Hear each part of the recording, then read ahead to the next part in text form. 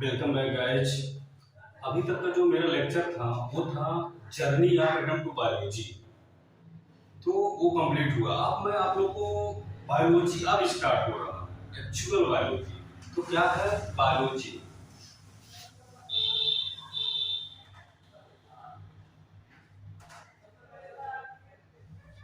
Biology biology जो है Greek word से दो वर्ड से कंबाइन होकर बना है। कौन कौन सा? BIOS and लोगस। तो बायोस और लोगस दो वर्ड से कंबाइंड होके बायोलॉजी बना। BIOS means life, लोगस means study. तो लाइफ का स्टडी क्या है? बायोलॉजी है। तो ग्रीक में क्या है? ये ग्रीक वर्ड में ये ग्रीक वर्ड में बायोस मीन्स लाइफ और लोगस मीन्स स्टडी, दो वर्ड से कंबाइंड होकर बना है बायोलॉजी। ओके।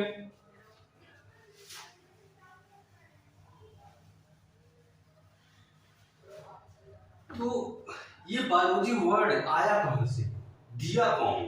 तो ये बायोलॉजी वर्ड दो साइंटिस्ट ने ये बायोलॉजी टर्म या बायोलॉजी नेम जो दिए, दो साइंटिस्ट ने दिए, वो भी इंडिपेंडेंटली बहुत इंपॉर्टेंट है। इंडिपेंडेंटली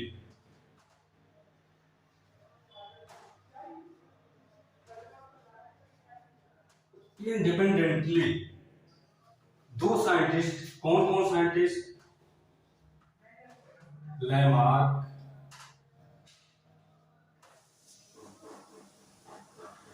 और सेकेंड साइंटिस्ट जो है वो है ट्रबर्नस। लैमार्क और ट्रबर्नस ने, दो साइंटिस्ट ने इंडिपेंडेंटली ये बायोलॉजी टर्म या बायोलॉजी नेम दिए। तो इंडिपेंडेंटली मीन्स बहुत इंपॉर्टेंट है। ये इंडिपेंडेंटली मीन्स ये होता है कि ये साइंटिस्ट किसी और कंट्री के थे, किसी और कंट्री के, ये साइंटिस्ट ने तो रिसर्च कर रहे थे, तो इन्होंने भी जब अपने रिसर्च पे पहुंचे तो उन्होंने भी बायोलॉजी टर्म दिया, बायोलॉजी नेम दिया। इन्होंने भी अपने कंट्री में जहां भी थे रिसर्च कर रहे थे तो इन्होंने भी बायोलॉजी टर्म या नेम दिया। तो जब एक इंटरनेशनल मीटिंग होता साइंटिस्टों का, एक उसमें जब अपना अपना थीसिस इन लोगों ने दिया तो पता चला कि दोनों लोगों ने बायोलॉजी टर्म दे चुके हैं। तो इसीलिए ये डिनोट किया जाता है बुक्स में कि बायोलॉजी टर्म कौन कौन इंडिपेंडेंटली दिए, लैमार्क एंड ट्रबर्नस। ओके।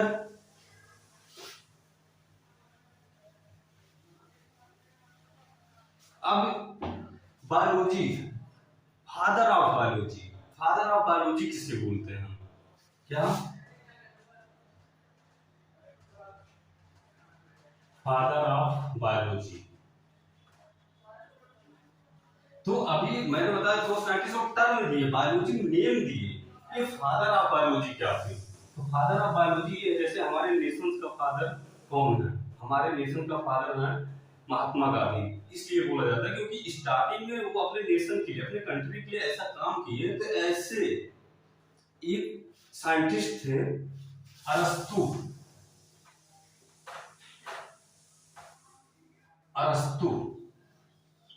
ये अरस्तु एक साइंटिस्ट थे जिन्होंने ये फादर ऑफ बायोलॉजी उनको बोला जाता है। क्यों? क्योंकि स्टार्टिंग में बायोलॉजी के लिए इन्होंने इतना वर्क किया, सबसे ज्यादा वर्क स्टार्टिंग में जो एफर्ट लगाए वो अरस्तु थे, इसीलिए इनको फादर ऑफ बायोलॉजी बोला जाता है। तो आप लोग समझ गए होंगे कि टर्म कौन दिया साइंटिस्ट ने, नेम कौन दिया, और फादर ऑफ बायोलॉजी किसे कहते हैं? अरस्तु को। और अरस्तु को और भी कहते हैं फादर ऑफ जूलॉजी भी, फादर ऑफ जूलॉजी, और कहते हैं फादर ऑफ साइंस,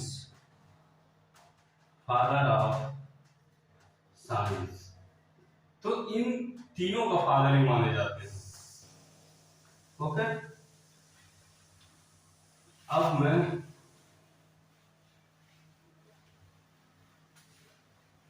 डिस्कस करता हूं लिविंग मैटर। क्या? Living matter, living matter.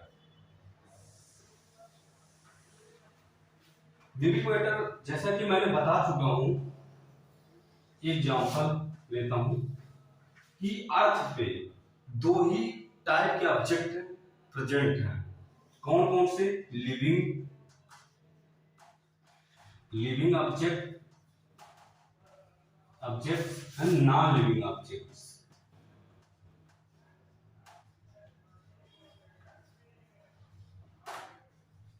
तो अर्थ पे दो ही टाइप के ऑब्जेक्ट प्रेजेंट है, उन living object and non living object.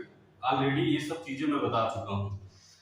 तो लिविंग मैटर क्या है? इसमें जो सब एटॉमिक लेवल पे, हमारा सब एटॉमिक लेवल क्या है? हमारा होगा प्रोटॉन, इलेक्ट्रॉन एंड न्यूट्रॉन। ये सब एटॉमिक लेवल, तो चाहे लिविंग हो या नॉन लिविंग हो, सब एटॉमिक लेवल पे सिमिलर ही है, ऐसा भी मैंने बता चुका हूं। और जो फंडामेंटल प्रिंसिपल लगते हैं, चाहे वो फिजिकल प्रिंसिपल हो,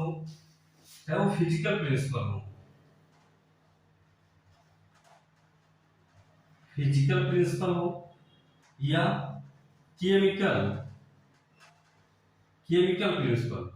तो जो फंडामेंटल प्रिंसिपल है,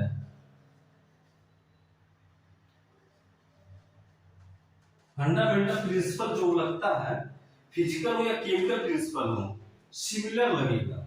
ये फंडामेंटल प्रिंसिपल जो है, चाहे फिजिकल हो या केमिकल प्रिंसिपल हो, दोनों सिमिलर लगेगा। क्या लगेगा? ना living objects and non living objects दोनों पे सिमिलर लगेगा, और सब एटॉमिक लेवल्स पे सिमिलर है। Okay,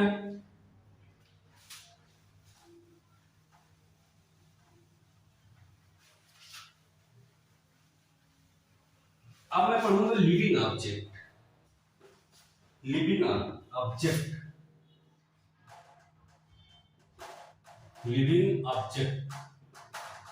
objects. तो लिविंग ऑब्जेक्ट्स को ही ऑर्गेनिज्म्स कहते हैं। जैसे कि मैं बहुत बार वर्ड यूज कर चुका हूं, ऑर्गेनिज्म्स। तो लिविंग ऑब्जेक्ट्स जो भी पढ़ा है, लिविंग नॉन लिविंग को हटा दो, आप साइड करो। लिविंग हमें यही पढ़ना है। लिविंग ऑब्जेक्ट्स को ऑर्गेनिज्म्स कहते हैं। तो ऑर्गेनिज्म, अब ऑर्गेनिज्म की बात करेंगे। ओके, लिविंग ऑब्जेक्ट के साथ साथ ऑर्गेनिज्म की बात करेंगे। अब आप लोग जान चुके हैं कि लिविंग ऑब्जेक्ट को ही ऑर्गेनिज्म कहते हैं। बोलता नहीं हूं मैं लिविंग ऑर्गेनिज्म, ये ऑर्गेनिज्म। तो अब लिविंग ऑब्जेक्ट को ही ऑर्गेनिज्म कहते हैं। तो ऑर्गेनिज्म में या लिविंग ऑब्जेक्ट में क्या होता है? उसमें एक फ्लूइड होता है। कौन सा फ्लूइड होता है? ग्रेइश सेमी ट्रांसपेरेंट,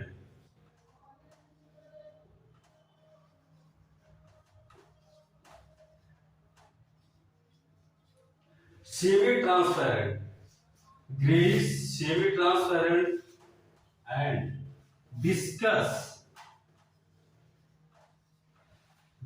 फ्लूइड होता है।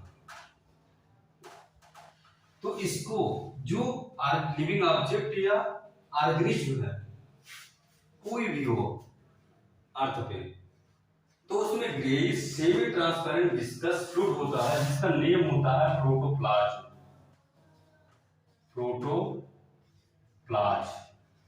तो क्या होता है? वो कोई भी ऑर्गेनिज्म, उसमें प्रोटोप्लाज्म होगा। वो कैसा होता है प्रोटोप्लाज्म? हमारा ग्रेइश होता है, greyish semi transparent and viscous fluid होता है। उसको हम प्रोटोप्लाज्म कहते हैं, उसको प्रोटोप्लाज्म कहा जाता है। ठीक है, तो प्रोटोप्लाज्म मैं एग्जांपल लेता हूं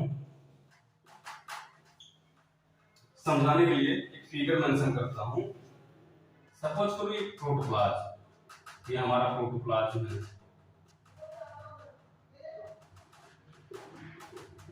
ये प्रोटोप्लाज्म है।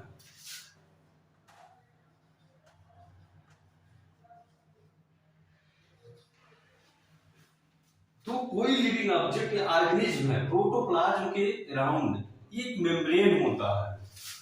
क्या होता है? एक मेम्ब्रेन। कोई भी ऑर्गेनिज्म होगा, प्रोटोप्लाज्म और मेम्ब्रेन, ये तो मस्ट ही होना, ये दोनों तो जरूर होगा। क्या होगा?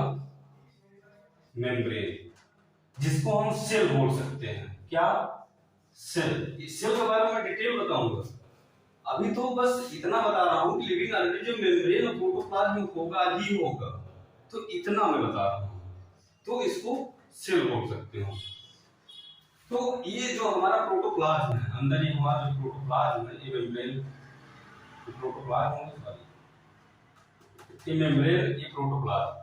तो प्रोटोप्लाज्म की जो कैपेबिलिटी होती है, प्रोटोप्लाज्म कैपेबिलिटी, इसकी कैपेबिलिटी क्या होती है प्रोटोप्लाज्म की? ये केमिकल एनर्जी को बायोलॉजिकल एनर्जी में चेंज करने की कैपेबिलिटी प्रोटोप्लाज्म में होता है। तो कैसे? मैं ये बताता हूँ। ये प्रोटोप्लाज्म में ही होता है ऐसा कैपेबिलिटी जो केमिकल एनर्जी को बायोलॉजिकल एनर्जी में चेंज करता है। तो मैं बताता हूँ, थोड़ा ओवरव्यू बताता हूँ। न्यूट्रिशन, न्यूट्रिशन कितने टाइप के होते हैं? तो न्यूट्रिशन जो लिविंग ऑर्गेनिज्म इनटेक करते हैं, वो अपना एनर्जी देते हैं। तो न्यूट्रिशन का और डिटेल जो है डाइजेस्टिव सिस्टम में उसको एक्सप्लेन करूंगा, बट ओवरव्यू दे देता हूं न्यूट्रिशन का। न्यूट्रिशन, तो न्यूट्रिशन कितने होते हैं? 7 न्यूट्रिशन होते हैं। 7। फर्स्ट क्या है? Carbohydrate. Second protein, third fat, fourth nucleic acid, nucleic acid जिसको डीएनए आरएनए होता है। फिफ्थ हमारा क्या है? मिनरल्स। 6 क्या है? विटामिन। और 7 क्या है? वाटर। तो यही न्यूट्रिशन 7 न्यूट्रिशन होते हैं जो ऑर्गेनिज्म इनटेक करते हैं और एनर्जी इन्हीं से लेते हैं। तो ये क्या है? ये केमिकल है। तो मैंने जो बताया, इसीलिए मैंने थोड़ा सा ओवरव्यू दिया केमिकल का। तो हम कार्बोहाइड्रेट का एक एग्जांपल लेते हैं, ग्लूकोज, मोनोमर इसका। कार्बोहाइड्रेट भी मैं इन फ्यूचर जब मेरा लेक्चर आएगा तो मैं डिटेल पढ़ाऊंगा कार्बोहाइड्रेट में कौन कौन सा मोनोसैकेराइड, ओलिगोसैकेराइड, पॉलीसैकेराइड होते हैं, सब एक्सप्लेन करूंगा। बट मैं एग्जांपल के लिए जो केमिकल एनर्जी को बायोलॉजिकल एनर्जी में चेंज करता है, हमारा प्रोटोप्लाज्म, तो इसलिए मैं ग्लूकोज मोनोमर का एग्जांपल लेता हूं कार्बोहाइड्रेट का। सपोज करो